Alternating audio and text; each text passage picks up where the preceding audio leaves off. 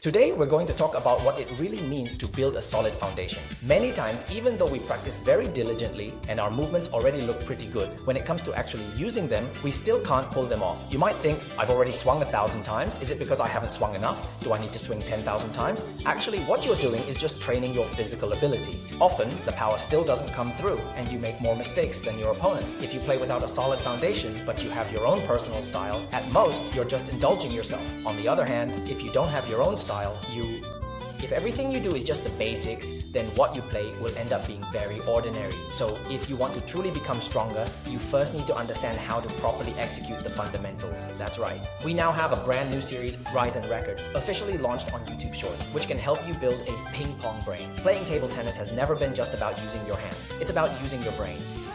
Alright, let's get back to the main topic.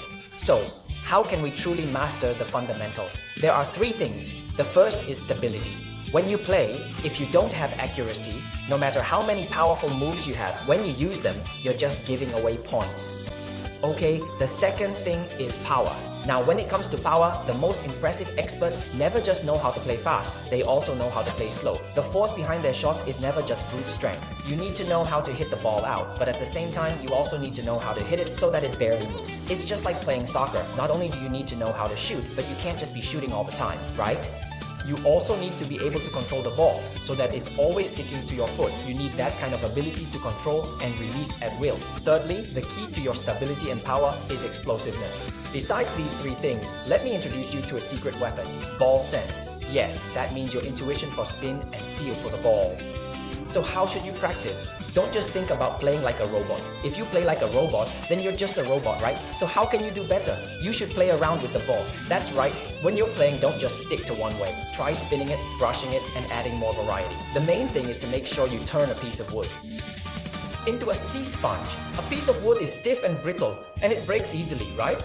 But what is a sponge? It's elastic, it absorbs well, and it can bounce back. So sometimes when you're just playing around with the ball, you're not actually wasting time. You're actually activating your own nervous system, your understanding of the ball, your sense of touch with the ball. This way, your feel for the ball won't be rigid like a piece of wood, but will evolve into something flexible like a sponge.